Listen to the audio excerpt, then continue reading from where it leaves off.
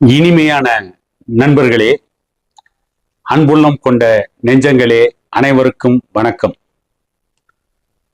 மத்தியிலே ஆள்கின்ற பாரதிய ஜனதா கட்சி அரசு இந்தியாவை காவிமயமாக்க துடிக்கிறது. மாநிலத்தில் ஆட்சிக்கு வந்த நடிகர் விஜய் அரசு கர்த்தர்மயமாக்க துடிக்கிறதா என்ற கேள்வி இன்றைக்கு எழுந்து கொண்டிருக்கிறது. இதற்கெல்லாம் காரணம், திருநெல்வேலி மாவட்டம் திசையன் விலையில் ஒரு தனியார் கிறிஸ்துவ பள்ளிக்கூடம் இருக்கிறது. புனித சவேரியர் பள்ளிக்கூடம். அந்த பள்ளிக்கூடம் அரசு உதவியில் நடைபெறுகின்ற பள்ளிக்கூடம், கவர்மெண்ட் எய்டட் ஸ்கூல். அந்த பள்ளிக்கூடத்தில் 3 நாட்களுக்கு கிறிஸ்துவ மத நிகழ்ச்சிகளும் கிறிஸ்துவர்கள் ஜெபம் செய்கின்ற நிகழ்ச்சியும் நடப்பதாக அறிவிக்கப்பட்டது. கடந்த சில நாட்களுக்கு முன்புதான் எந்த பள்ளிக்கூடங்களிலும் மதம் சம்பந்தப்பட்ட நிகழ்ச்சிகளை நடத்தக்கூடாது என்று அரசாணை ஒன்று பிறப்பிக்கப்பட்டது. ஆனால் அதையும் மீறி திருநெல்வேலி மாவட்டம் திசையன் விலையில் அந்த கிறிஸ்துவ பள்ளிக்கூடத்தில் கிறிஸ்துவ மதம் சம்பந்தமான நிகழ்ச்சியை நடத்துவதற்கு எப்படி அனுமதித்தார்கள் என்று அங்கே இந்து முன்னணி அமைப்பை சார்ந்தவர்கள் ஆர்ப்பாட்டம் நடத்தியிருக்கிறார்கள், உண்ணாவிரதம் இருந்திருக்கிறார்கள். உண்ணாவிரதம் இருந்த ஒருவர் மயங்கி விழுந்ததற்கு பிறகு அந்த பிரச்சனை விஸ்வரூபம் எடுத்தது. அதற்கு பிறகு அங்கே போராட்டத்தில் ஈடுபட்ட அந்த இந்து முன்னணி அமைப்பை சார்ந்தவர்கள் கைது செய்யப்பட்டிருக்கிறார்கள். அந்த பள்ளிக்கூட தரப்பிலிருந்து, பள்ளிக்கூட நிர்வாகத்திலிருந்து என்ன சொன்னார்கள் என்று சொன்னால், அரசு உத்தரவு பிறப்பிப்பதற்கு முன்பே நாங்கள் நிகழ்ச்சிகளை ஏற்பாடு செய்து விட்டோம். வெள்ளிக்கிழமை ஒரு நாள் நிகழ்ச்சி மட்டும்தான் நடக்கும். சனி ஞாயிறு ஆகிய நாட்களில் நிகழ்ச்சிகளை வேறு இடத்திற்கு மாற்றி விடுவோம் என்று சொன்னதாகவும், அதை ஏற்றுக்கொள்ளாமல் இந்த இந்து முன்னணி அமைப்பு போராடியதாகவும் சொல்கிறார்கள். ஆனால் அப்படி சொன்ன அதே அந்த பள்ளிக்கூட நிர்வாகம் சனிக்கிழமையும் தொடர்ந்து அங்கே கிறிஸ்துவ மத நிகழ்ச்சிகளை நடத்தி இருக்கிறது. கிறிஸ்துவ மதத்தை சார்ந்தவர்கள் ஜெபம் செய்வதற்கு அந்த பள்ளிக்கூட நிர்வாகம் அனுமதி வழங்கி இருக்கிறது. இந்த பிரச்சனை விஸ்வரூபம் எடுத்தது. ஆகவேதான் இப்பொழுது என்ன கேள்வி வருகிறது என்று கேட்டால், மத்தியிலே ஆள்கின்ற பாரதிய ஜனதா கட்சி அரசு இந்தியாவை காவிமயமாக்க துடிக்கிறது. தமிழ்நாட்டில் ஆட்சிக்கு வந்த விஜய் அரசு தமிழ்நாட்டை கர்த்தர்மயமாக்க துடிக்கிறதா என்ற கேள்வி வருகின்ற அதே நேரத்தில், நடிகர் விஜய் அவர்கள் திரைப்படத்தில் நடிக்கின்ற வரை, தமிழக வெற்றி கழகம் என்கின்ற கட்சியை ஆரம்பிக்கும் வரை நடிகர் விஜய் என்றுதான் சொல்லிக் கொண்டிருந்தார்கள். எந்த இடத்திலும் ஜோசப் விஜய் என்று சொல்லவில்லை.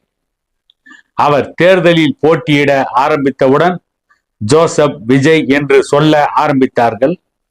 அவர் முதலமைச்சர் ஆனதற்கு பிறகு நடிகர் விஜய் என்று எந்த இடத்திலும் அரசு சம்பந்தமான அறிவிப்புகளில் பெயர் குறிப்பிடப்படுவதில்லை. மாறாக ஜோசப் விஜய் என்றுதான் குறிப்பிடுகிறார்கள். சரி, அது கூட முதலமைச்சர் விஜய் அவர்களின் தனிப்பட்ட விருப்பம். அவர் ஏற்றுக்கொண்ட மதம், அவர் ஏற்றுக்கொண்ட வைத்துக்கொண்ட பெயர், அது கூட இன்றைக்கு பெரிதாக எடுத்துக்கொள்ளப்படவில்லை. ஆனால் ஒரு பள்ளிக்கூடத்தில் மதம் சம்பந்தப்பட்ட நிகழ்ச்சிகளை நடத்தலாமா? அதுவும் அரசு உதவி பெறும் பள்ளிக்கூடம், அவ்வளவும் தனியார் நிதி உதவியோடு நடைபெறுகின்ற பள்ளிக்கூடமாக இருந்தால் பரவாயில்லை. அரசு உதவி பெறுகின்ற பள்ளிக்கூடத்தில் இப்படி கிறிஸ்துவ மதம் சம்பந்தப்பட்ட நிகழ்ச்சியை மட்டும் நடத்துவதற்கு எப்படி அந்த நிர்வாகம் அனுமதி அளித்தது? சரி, அவர்கள் நிகழ்ச்சி நடத்துகிறார்கள், அதை எதிர்த்து போராடியவர்களை ஏன் கைது செய்தார்கள் என்ற கேள்வி எழுப்புகிறார்கள். அது ஓரளவிற்கு நியாயமான கேள்விதான். இருந்தாலும் அதே பள்ளிக்கூடத்தில் ஒரு இந்து மத நிகழ்ச்சி நடக்குமானால் இந்த இந்து மத அமைப்புகள் பள்ளிக்கூடத்தில் எங்கும் மத சார்புள்ள நிகழ்ச்சிகள் நடத்தக்கூடாது என்று போராடுவார்களா, குறைந்தபட்சம் கோரிக்கை எழுப்புவார்களா என்ற கேள்விக்கு அந்த இந்து முன்னணி அமைப்புகளிடம் பதில் இருக்குமா என்று கேட்டால் நிச்சயம் இருக்காது.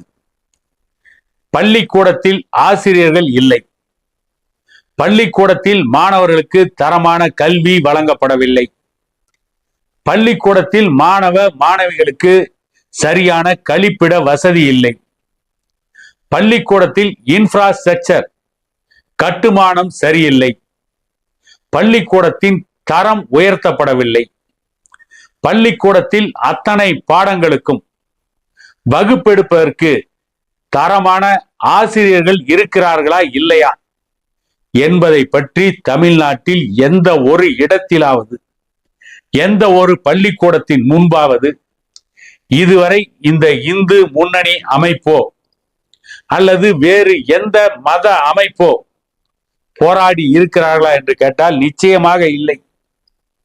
கல்வியை பற்றி இந்த இந்து முன்னணி அமைப்போ அல்லது கிறிஸ்துவ மத அமைப்புகளோ கவலைப்பட்டதே கிடையாது. அவர்களுக்கு மொத்தத்தில் இந்த மதத்திற்கு ஆதரவாக இந்த நாடும் நாட்டு மக்களும் இருக்க வேண்டும். மற்றபடி இந்த நாடு எப்படி நாசமாக போனாலும் பரவாயில்லை. மாணவர்களுக்கு கல்வி கிடைத்தால் என்ன, கிடைக்காவிட்டால் என்ன, மாணவர்களின் எதிர்காலம் கேள்விக்குறியானால் என்ன, நன்றாக இருந்தால் என்ன, நாசமாக போனால் என்ன, அதை பற்றி இந்த இந்து முன்னணி அமைப்பும் கவலைப்படாது, கிறிஸ்துவ மத அமைப்புகளும் கவலைப்படாது. இன்னும் சொல்ல போனால் கிறிஸ்துவ மதத்தில் இருக்கின்ற ஒரு பிற்போக்குத்தனமான அமைப்பு மாணவர்கள் படிக்கவே கூடாது என்கிறது. அப்படி கிறிஸ்துவர்களின் வேத நூலான புதிய ஏற்பாட்டிலோ பழைய ஏற்பாட்டிலோ எங்கும் இல்லை. ஆனால் மாணவர்கள் படிக்க கூடாது, அவர்கள் கடவுளை மட்டுமே தியானிக்க வேண்டும், கர்த்தரை மட்டுமே ஜெபிக்க வேண்டும், அது மட்டுமே வாழ்க்கை, அது மட்டுமே கல்வி என்று போதிக்கின்ற பிற்போக்குத்தனமான கிறிஸ்துவ மதத்தில் ஒரு பிரிவும் இருக்கிறது. அதை போல இந்து மதத்திலும் கடவுளை மட்டுமே போதிக்கக்கூடிய பிற்போக்குத்தனமான ஒரு பிரிவும் இருக்கத்தான் செய்கிறது. எல்லா மதங்களிலும் மக்களை முட்டாளாக்குகின்ற ஒரு கூட்டம் இருந்து கொண்டேதான் இருக்கிறது. கல்வி கூடத்தில் மாணவர்களுக்கு கல்வியை போதிப்பதை விட மதம் சம்பந்தப்பட்ட நிகழ்ச்சிகளை நடத்தக்கூடாது. அது எந்த மதமாக இருந்தால் என்ன, கிறிஸ்துவ மதமாக இருந்தால் என்ன, இஸ்லாமிய மதமாக இருந்தால் என்ன, பார்சிய மதமாக இருந்தால் என்ன, இந்து மதமாக இருந்தால் என்ன, எந்த மதம் சம்பந்தப்பட்ட நிகழ்ச்சிகளையும் பள்ளிக்கூடத்தில் நடத்தக்கூடாது. அதை அந்த கிறிஸ்துவ பள்ளிக்கூடம் நடத்தியது தவறு. அதுவும் அரசு உதவி பெறும் பள்ளிக்கூடம் நடத்தியது மாபெரும் மன்னிக்க முடியாத குற்றம். ஆகவே அந்த பள்ளிக்கூட நிர்வாகத்தின் மீது அரசு நடவடிக்கை எடுக்க வேண்டும். இந்த இந்து முன்னணி போன்ற அமைப்புகளும் மதத்திற்காக மட்டும் போராடாமல் தமிழ்நாட்டு இளைஞர்களின் மாணவர்களின் நலன் பற்றி கொஞ்சமாவது சிந்திக்க வேண்டும். எந்த இடத்திலும் இந்த இந்து முன்னணி போன்ற பிற்போக்கு அமைப்புகள் மாணவர்களின் தேவைக்காக போராடியதே கிடையாது. மாணவர்களை பற்றி, இளைஞர்களை பற்றி, எதிர்கால சமுதாயத்தை பற்றி கவலைப்பட்டதே கிடையாது. அவர்களுக்கு தேவை அவர்களின் மதம், அந்த மதம் காப்பாற்றப்பட வேண்டும். இதை தவிர வேறு எதை பற்றியும் அந்த இந்து மத அமைப்புகளும் சிந்திப்பதில்லை, கிறிஸ்துவ மத அமைப்புகளும் சிந்திப்பதில்லை. ஆனால் மதம்தான் புனிதமானது என்று போதிப்பதில் இந்த இரண்டு மதங்களும் ஒற்றுமையாகவே இருக்கிறது. அவர்கள் மதம் புனிதமானது என்று அவர்கள் சொல்கிறார்கள், இவர்கள் மதம் புனிதமானது என்று இவர்கள் சொல்கிறார்கள். ஆனால் ஒட்டுமொத்த மக்கள் யாரும் இதை ஏற்றுக்கொள்வதற்கு தயாராக இல்லை. மக்களை ஏமாற்றுவதற்கு மதங்களை பயன்படுத்துகிறார்கள் என்பதற்கு இந்த போராட்டங்களும், அந்த கிறிஸ்துவ மத ஜெபம் நடப்பதற்கு அனுமதி கொடுத்து அதை நடத்திய அந்த பள்ளிக்கூட நிர்வாகமும் இன்றைக்கு ஒட்டுமொத்தமாக தமிழக மக்களை ஏமாற்றி கொண்டிருக்கிறார்கள். அதுவும் தமிழ்நாட்டில் நடிகர் விஜய் ஆட்சிக்கு வந்ததற்கு பிறகு கிட்டத்தட்ட தமிழ்நாடு கர்த்தர்மயமாகி கொண்டிருக்கிறது என்பதையும் ஏற்றுக்கொள்ள வேண்டிய சூழ்நிலையில்தான் இன்றைக்கு இப்படிப்பட்ட பள்ளிக்கூடங்கள் இந்த வேலையை செய்து கொண்டிருக்கிறார்கள். இவை அனைத்தும் தடுத்து நிறுத்தப்பட வேண்டும். எந்த பள்ளிக்கூடத்திலும் மதம் சம்பந்தப்பட்ட நிகழ்ச்சிகள் நடக்கக்கூடாது, நடக்க அனுமதிக்க கூடாது என கூறிக்கொண்டு மீண்டும் ஒரு காணொளியில் உங்களை சந்திக்கும் வரை உங்களிடமிருந்து விடைபெறுவது உங்கள் எடப்பாடி துரைசாமி.